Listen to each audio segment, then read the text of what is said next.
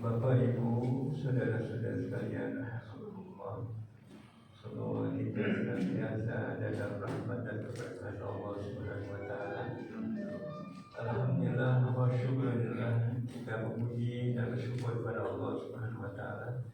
Allah menakdirkan kita menjadi bagian hamba-hamba yang saleh. Mudah-mudahan kesolehan yang kita lakukan karena untuk memuliakan diri kita, Allah takdirkan sampai akhir hayat kita. Salawat dan salam semoga terus tercurahkan kepada Nabi yang mulia, Nabi besar Muhammad Sallallahu Alaihi Wasallam. Bapak Ibu, dalam waktu yang singkat ini, dalam khutbah dan kuliah subuh 7 menit ini, saya akan memanfaatkan waktu sebesar mungkin supaya tercapai apa yang kita targetkan. Jadi salah boleh, karena menuntut ilmu tidak akan pernah berhenti. Ya. Walaupun di luar Ramadan kita mengadakan tawakuf, bukan berarti tawakuf kemudian kajian ilmu berhenti, tidak. Jadi tawakuf di mana kegiatan itu akan diganti dengan kegiatan lainnya. Satu, kemudian yang kedua, kita berazam dan bertekad akan mengamalkan ilmu yang kita pahami dari guru-guru kita selama 10 atau 11 bulan. Ya. Itu ajar kita. Kalau enggak, kita akan dianggap manusia. Ya. Karena tidak ada satu hari apa yang tidak boleh. Mesti ada ilmu. Baik mendengar, melihat, membaca, menelaah. Jadi dalam Islam orang tidak boleh jauh dari ilmu. Bapak Saudara, langsung saja kita masuk kepada materi.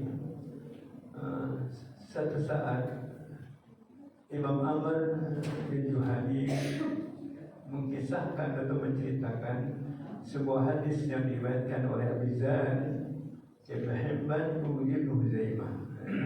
Jadi 3 periwayat ini dalam teks yang sama, berarti sahih ya. Bapak Saudara, Amr bin Juhani menceritakan, dia berkata atau menjelaskan, ja'a rajulun ila Nabi faqala. Ya. Satu saat ada seorang yang datang kepada Rasulullah, kemudian dia meminta pendapat Rasulullah. Mudah-mudahan ini pernah disampaikan oleh ustaz-ustaz lainnya atau keyakinan, dan saya hanya memperkuat saja. Ya. Apa pertanyaan dan pendapat yang ingin didapati daripada orang yang mulia yakni Rasulullah? Kata orang itu, ara'aita in syahidtu an la ilaha illallah wa annaka Rasulullah. Bagaimana pendapat kau yang mulia wahai Rasulullah, jika aku bersungguh-sungguh telah bersahadat, aku menyatakan bahwa tiada Tuhan kecuali Allah dan Engkau adalah utusan Allah. Kemudian walaitus salawatil khamsah, dan aku telah melakukan sholat yang 5 dengan sungguh-sungguh. Kemudian walaituz zakata, dan zakat telah kutunaikan dengan sebenar-benarnya. Nah kemudian wasumtu Ramadana wa qumtu, dan aku melaksanakan puasa dengan sebaik-baiknya, dan aku hiasi malam itu dengan qiyamul lail. Pemimman ana, kalau memang demikian, saya ada di mana posisinya? Di mana aku ini? Ya, Rasulullah orang yang tidak banyak bicara. Ya, dia cuma mengatakan anta minas siddiqin wasyuhada. Kalau memang pernyataan dan amal itu benar seperti itu, seperti apa yang kau ceritakan, maka sesungguhnya engkau ada di dalam kelompok siddiqin. Siddiqin itu artinya orang yang benar imannya, orang yang benar perbuatannya, orang yang jujur hati. Wasyuhada, dan termasuk kelompok dari syahid fisabilillah. Jadi yang namanya syahid gak harus memangku senjata, gak harus berhadapan dengan musuh, tidak harus berhadapan dengan sesuatu yang menakutkan, tidak. Ya, beragama dengan benar juga termasuk syahid. Bapak Saudara, Dari pertanyaan seseorang ini yang diriwayatkan oleh Ibnu Hibban, Ibnu Hibban al-Bazzar, kita bisa menangkap berbagai pengetahuan atau pengalaman. Yang pertama, dia mengatakan in araita in syahidtu. Kata syahidtu dalam ilmu bahasa artinya aku bersungguh-sungguh bersaksi. Ya, dia tauhid, Pak. Jadi dia yakin pada Allah dan taat pada Allah. Wa annaka Rasulullah, dia yakin pada Rasulullah, dia taat pada Rasul. Jadi ketika dia sudah masuk menjadi seorang muslim, maka menjadi muslim yang muti. Muti itu artinya yang sangat taat pada Allah. Muslim yang sangat takut pada Allah. Muslim yang berharap jalan hidupnya dibimbing oleh Allah dan dibimbing oleh Rasul. Kalau sekarang Rasulullah tidak ada, tapi nafas Rasulullah masih ada. Yakni kalam-kalam Rasulullah, sabda Rasulullah. Kalau orang syahadatnya sudah benar, kesaksiannya sudah benar, keimanannya hidup dalam kehidupan keberagamannya, walaitus salawatil khamsah, dan dia pasti mampu melakukan sholat dengan sebenar-benarnya, terutama sholat yang 5 itu al-maktubah, yang diwajibkan. Sebab sholat yang benar akan berpengaruh kepada perilaku seorang muslim, sikap seorang muslim. Makin sholatnya benar, makin dia menjadi soleh kepada Allah, soleh kepada manusia, soleh kepada alam. Ya, kalau sholat kita seperti yang digambarkan oleh Ahmad bin Juhaini, maka amanlah dunia. Tapi ternyata tidak, karena manusia banyak godaan, banyak ujian, ya, gitu. Oleh karena itu marilah kita pelajari sholat dengan sebaik-baiknya. Sholat dalam pengertian yang sebenar-benar yang diinginkan oleh Allah dan yang ingin dicapai oleh Rasulullah kepada umatnya. Nah kemudian kalau orang sholatnya benar, syahadatnya benar, sholatnya benar, pasti zakatnya juga benar. Ya. Sekarang kita syahadatnya benar, kata kita syahadat benar, sholatnya benar, tapi dia nggak jujur dalam zakatnya, nggak benar juga, syahadatnya bohong. Berarti dia nggak bermain kejujuran. Ya kalau syahadatnya benar, kalau sholatnya benar, pasti zakatnya juga benar. Ya, dan yang dizakatkan juga bukan dari hasil rezeki yang dipahaminya, tapi rezeki yang sesuai dengan syariatnya. Karena sekarang banyak orang berpendapat, ya, mencari rezeki serampangan, yang halal diambil, yang haram diakui, kan gitu, Pak. Yang melanggar hukum diklaim, ya. Kemudian bertumpuklah harta itu, ya, dia berpendapat bahwa harta itu mesti dibersihkan. Kata siapa? Kata Ustaz, bukan kata Allah, kata Ustaz. Sebab Allah nggak begitu ngomongnya, bukan kata Rasulullah, kata Ustaz. Maka rezeki yang bercampur antara halal, haram, jalim, kemudian dikumpulkan supaya ini jadi kepemilikan yang haram, maka dikeluarkan ini syahadatnya nggak benar, sholawatnya menjadi gugur. Karena orang yang sholatnya benar pasti benar perilakunya, kemungkaran nggak akan mungkin. Sebab kata Nabi, la sholata liman la yanha 'anil fahsya'i wal munkar. Gak percuma sholat kalau orang yang mampu mencegah perbuatan keji dan munkar. Pencurian, perampokan, korupsi, kezaliman itu adalah kemungkaran. Kalau dia ngaku sebagai dalam muslim kemudian mengklaim harta orang lain menjadi dirinya, itu jelas bahwa itu bermasalah, sholatnya bermasalah. Ya. Bapak saudara hati-hati, jangan serampangan memahami agama. Oleh karena itu seiksilah dulu. Makanya kata Rasulullah, idza maratu bi yadil jannah farjamu. Kalau engkau berjalan di atas bumi Allah, kemudian ada taman surga, mampirlah di situ. Mana tahu kau mendapat nasihat, mendapat ilmu, mendapat peringatan. Karena kebanyakan manusia ini lalai, pura-pura lalai, memang goblok tuh. Yang paling parah yang ketika blow on, Ya, jadi agama dipahami oleh otaknya. Iya, kalau otaknya cerdas, kalau otaknya nggak cerdas kan bahaya. Ya. Dan saya orang yang berkeyakinan orang soleh itu orang yang paling cerdas. Orang soleh itu orang yang paling bijak. Ya, jadi syahadat benar, sholatnya benar, zakatnya juga benar. Pasti dikeluarkan dari yang halal. Yang haram dia balikan. Kalau diambil dari mengambil dari cara yang melampau, mengambil ya harus dibalikan. Kalau enggak tetap bermasalah.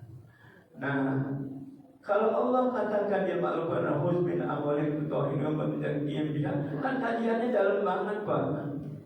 Kalau tajam dan dalam bahasanya. Wahai Nabi Muhammad, wahai Muhammad, hus bin amwalihim, ambil dengan paksa harta mereka. Kenapa dengan memakai kata yang sangat kasar kelihatannya? Tapi memang watak orang itu memang bahil. Rata-rata orang semua bahil. Dengan cara dipaksa itu dia disadarkan bahwa fi amwalihim haqqul lisa'ili wal mahrum, bahwa di dalam harta mereka ada hak orang lain yang Allah klaim. Ya, hak orang yang miskin, baik yang miskin mengaku kemiskinannya atau orang miskin yang tidak mengaku kemiskinannya. Itu Pak ya. Nah, harta yang kita miliki hak orang lain maka tutohhiruhum wa tuzakkihim, mesti disucikan. Ya, mesti disucikan. Apa yang disucikan? Hati kita Pak. Kebahilan itu adalah racun buat kita Pak. Kebahilan itu yang menjadi hijab antara kita dengan Allah. Kalau misalnya doa-doa kita selama ini sekarang akan Tuhan tidak mendengar, jangan-jangan kita yang membuat hijab sendiri Pak. Salah satu hijab antara kita dan Tuhan adalah kebahilan kita. Tutohhiruhum, buka kebahilan itu. Ya, lepaskan kebahilan itu supaya antara kita dan Tuhan tidak ada hijab. Itu. Kemudian waktu tuzakkihim biha, dan harta mereka itu mesti dibersihkan, disucikan, dibersihkan dalam pengertian bahwa itu hak ada orang lain mesti diambil. Tutohhiruhum, hati mereka, wa tuzakkihim, harta mereka. Jadi hati dan harta mesti sama-sama dibersihkan dan disucikan. Coba ya. Nah, kalau dia soal zakatnya sudah benar, maka wasumtu ramadhana wa qumtuhu. Begitu juga dia puasa Ramadan pasti dia benar. Ya, karena orang yang merasa tenang dan merasa iman adalah mereka-mereka yang bersih, yang lurus imannya, yang benar sholatnya, yang bersih hati. Nah, baru bisa melakukan puasa dengan sebenar-benarnya. Kalau orang bisa melakukan puasa dengan sebenar-benarnya, maka menghidupkan malam-malam Ramadan adalah sebuah kerinduan. Makanya nanti di akhir Ramadan kata Nabi, banyak hamba-hamba Allah yang menangis. Kenapa? Ini adalah kelepasan kerinduan dia pada Allah. Sebulan penuh dia mesra dengan Allah. Sebulan penuh dia merasa bahwa Allah berada di hadapannya. Gitu Pak ya. Bapak, saudara-saudara sekalian, kesimpulan dari apa yang kita pahami dan jadikan dari hadis ini, yuk sama-sama kita perbaiki syahadah kita. Kita perbaiki sholat kita, kita perbaiki zakat kita, dan mari kita ambil hikmah dari puasa ini. Apa sih target kita dalam satu bulan ini? Hidup puasa mesti ada target Pak. Target puasa kita apa yang kita mesti capai? Lalu target qiyamul kita apa? Sebab Nabi ngomongnya nggak main-main. Kalau engkau betul seperti itu kau pahami, maka engkau adalah orang yang termasuk daripada kelompok minasyiddin, orang yang benar, yang jujur, dan orang-orang yang termasuk syahid fisabilillah. Bapak, saudara-saudara sekalian, barangkali inilah yang bisa saya sampaikan, karena tadi sudah disampaikan oleh Pak TKM kita bahwa setelah ini akan ada tadarus. Ya, kita tadarus ini adalah kebiasaan Jibril dan Rasulullah. Setiap Ramadan Jibril datang setiap hari Pak. Ya, untuk apa? Untuk bertadarus dengan Rasulullah. Rasulullah membaca, Jibril mendengarkan. Jibril mendengarkan Rasulullah. Jibril membacakan, Rasulullah mendengarkan. Atau kebaliknya, Nabi Muhammad membacakan, Jibril mendengarkan. Dan begitulah. Itu menunjukkan bahwa firman Allah itu bukan karangan Nabi, bukan otaknya Rasulullah, bukan syair yang dituduhkan pada Rasulullah, bukan. Ini satu bukti bahwa ini adalah wahyu Allah. Setiap tahun dikoreksi kembali bacaan, dikoreksi kembali ingatannya. Ya, ini membuktikan bahwa ini wahyu suci. Jangan sampai bercampur dengan hawa nafsu Nabi, jangan sampai bercampur dengan pikiran Nabi, atau bercampur dengan tradisi orang Arab pada saat itu. Karena pada saat Quran turun, syair sedang tinggi-tingginya, syair dianggap sebagai kitab suci.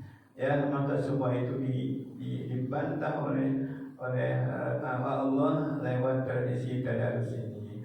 Nah, sekarang bagi kita, apa itu tadarus buat kita? Ya, sama Pak, kita membaca sama-sama, kemudian mengkoreksi bersama-sama. Sebab kalau kita baca sendiri, kita merasa benar aja. Bacaanku benar pasti ya, pas kita baca dia sama-sama babak belur kita Pak. Jadi dengan tradisi tadarus kita mengerti kelebihan dan kelemahan kita, ya, kesempurnaan dan kekurangan kita. Bapak, Ibu, saudara-saudara sekalian, inilah barangkali hikmah ilmu yang bisa saya sampaikan. Mudah-mudahan kita berharap pada Allah Subhanahu wa taala, Allah memanjangkan umur kita, Allah mensehatkan badan kita, kemudian Allah meluaskan rezeki kita sehingga kita bisa berbagi di setelah Ramadan ini. Hadanallahu wa yakum ajmain. Assalamualaikum warahmatullahi wabarakatuh. Bapak Ibu mungkin ada yang mau bertanya.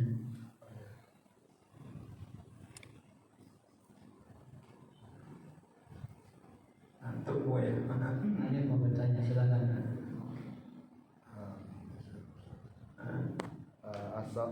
Assalamualaikum warahmatullahi wabarakatuh. Waalaikumsalam warahmatullahi wabarakatuh. Jadi sebelumnya ada yang ceramah di sini yang bilang kalau Nabi Muhammad SAW itu tidak pandai membaca